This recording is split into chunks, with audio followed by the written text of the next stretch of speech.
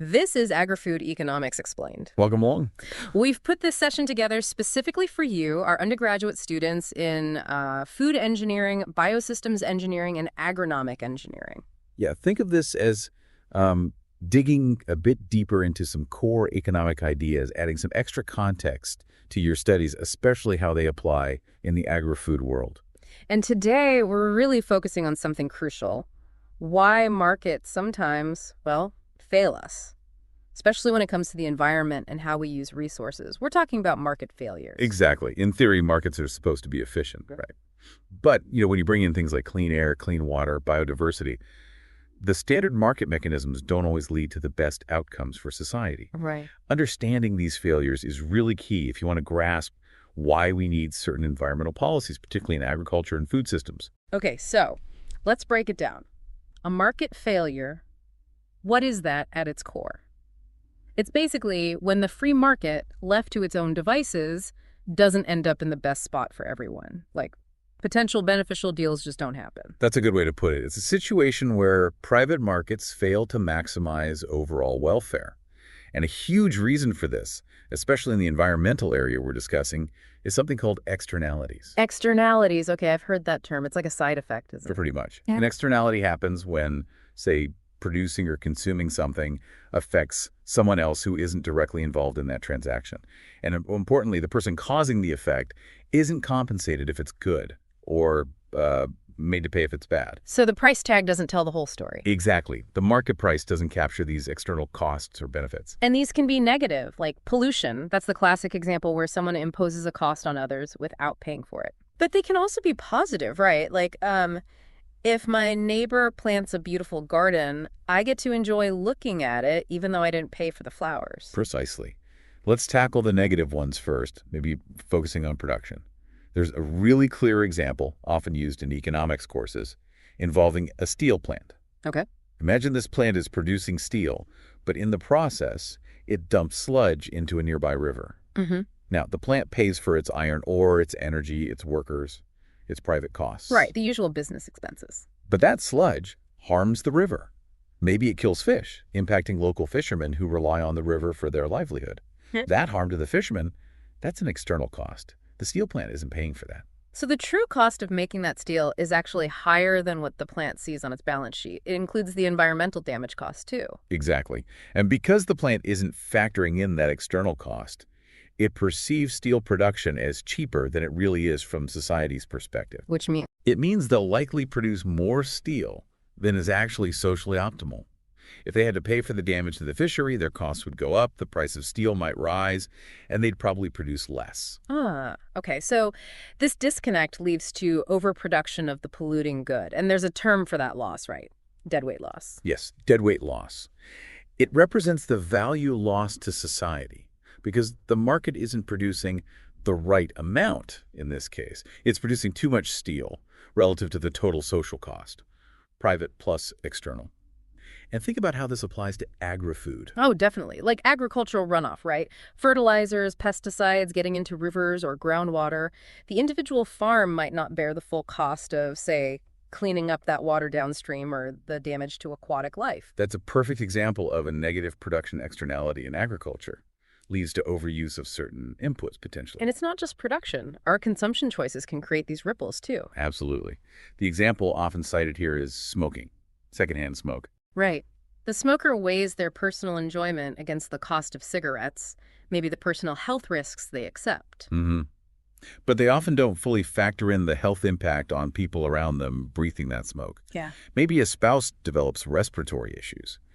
That's a cost the smoker imposes, but doesn't directly pay for in the transaction of buying cigarettes. So, again, the social cost is higher than the private cost, leading to, well, too much smoking from society's point of view. I think I read somewhere they even tried to estimate that external cost. Yeah, there have been studies. One estimate mentioned in the MIT materials put the external cost years ago at around 40 cents per pack. That's the cost imposed on others. Wow. And then there's the really big one, global warming. Driving cars using energy derived from fossil fuels. That's often called the ultimate consumption externality. It really is, because the impact is so diffuse, both geographically and temporally.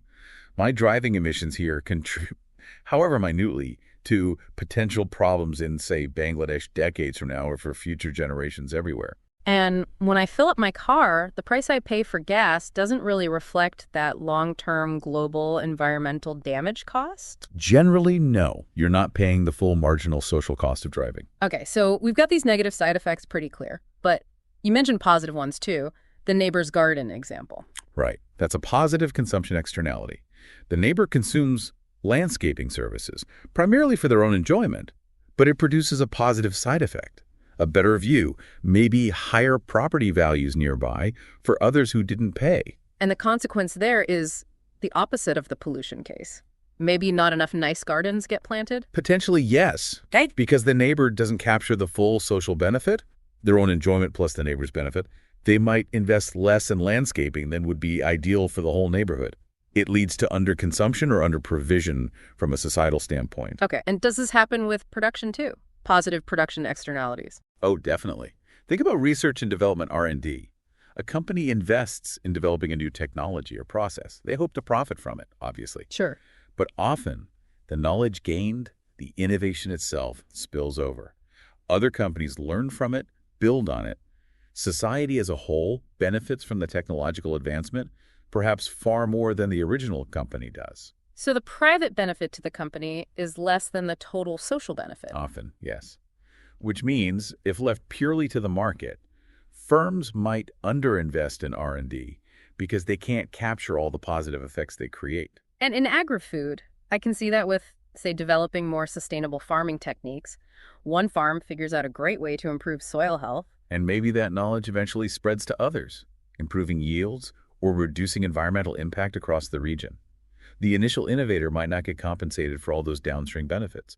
That's a positive production externality, leading potentially to slower adoption of beneficial practices than is socially desirable. This all makes sense. So if the market messes up like this with these externalities, what can actually be done about it? I assume government steps in. That's typically the justification for government intervention, yes, to try and correct these market failures and align private actions with social well-being. They have a toolbox, so to speak. Okay, what's in the toolbox? Well, one major tool is taxation, especially for negative externalities. The idea is to make the polluter pay. Put a tax on the polluting activity, like a carbon tax on emissions or a tax on pesticides. To internalize the externality, right? Make the private cost reflect the social cost. Exactly. Though, politically, these taxes can be difficult. Think about attempts to raise gas taxes significantly often faces pushback. True. What else? Regulation is another big one. Setting standards, limits, or outright bans. Think caps on emissions, rules about waste disposal from farms or factories, mandating certain technologies. Like telling the steel plant, you can only release X amount of sludge. Precisely. Or requiring catalytic converters on cars. Then there's information. Sometimes the government tries to educate the public about the negative consequences, hoping people will change their behavior. Like the health warnings on cigarette packs. Though the effectiveness can be limited, especially if the behavior is addictive or ingrained. And it can sometimes be inequitable if only certain groups get or act on the information. Penalties are another tool fines for illegal dumping, losing your license for drunk driving. Right, punishment for harmful acts. But again, limitations apply. Yeah. If the sin good, like alcohol, impairs judgment, the threat of penalty might not be fully effective. Outright banning making something illegal is usually reserved for things with very large perceived negative externalities. Like hard drugs. Yes, but banning itself can create new problems, new externalities like crime associated with black markets. Okay, so taxes, regulations, information, penalties, bans, anything for the positive side, for encouraging the good stuff. Absolutely. Subsidies. If an activity creates positive externalities, the government might subsidize it to encourage more of it. Think tax credits for installing solar panels, or government funding for education or basic R&D. Or subsidies for farmers adopting conservation practices. Exactly.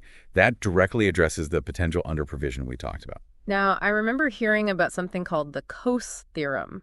Does that fit in here? It sounds like a way to solve this without government. Ah, yes, the Coase theorem. It's an interesting theoretical idea.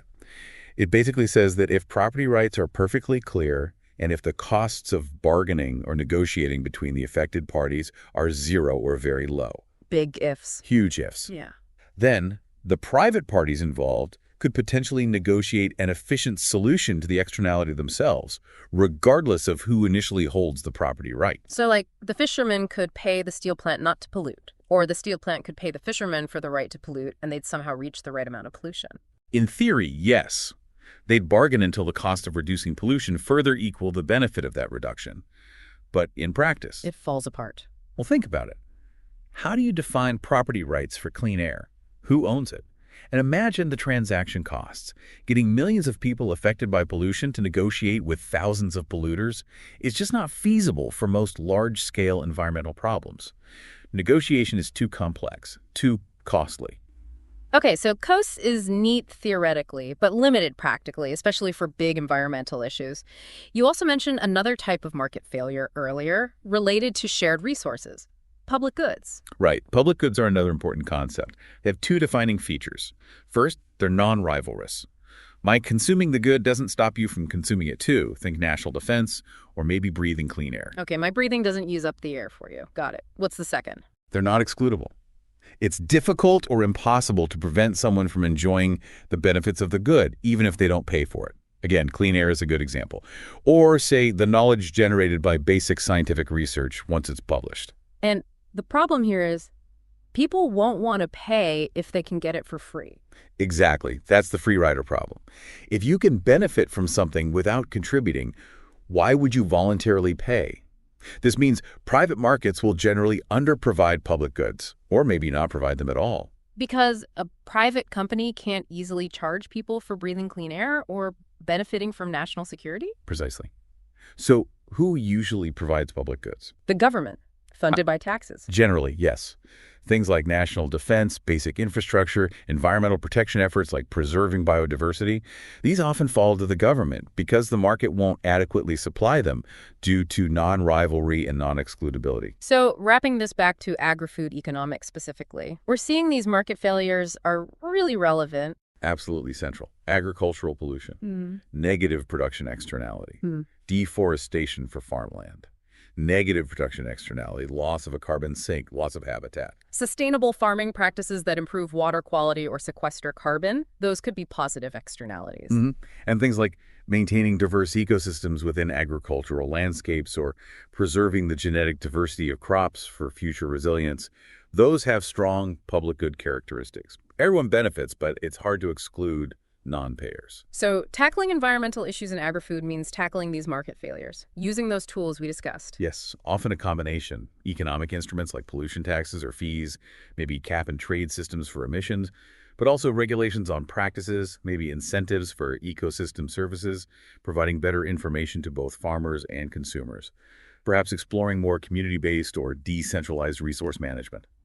There's no single silver bullet. Okay, so the big picture here, the key takeaway for our listeners, is that these concepts, market failures, externalities, public goods, they aren't just abstract economic theory. They're fundamental to understanding why we have environmental challenges linked to agriculture and resource use. Exactly.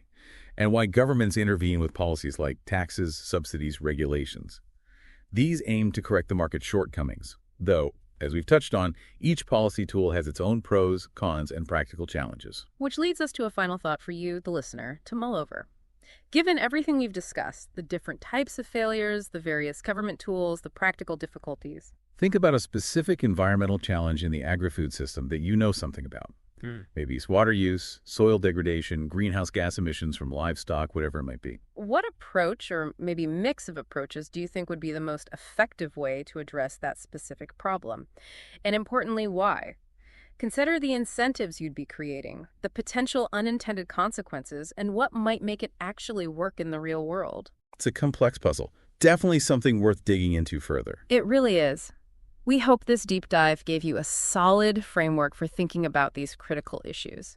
We definitely encourage you to explore the specific policies being used for agriculture and resource management where you are. Look into the taxes, the regulations, the incentive programs, see how they stack up. Thanks for tuning in to AgriFood Economics Explained. We'll catch you next time.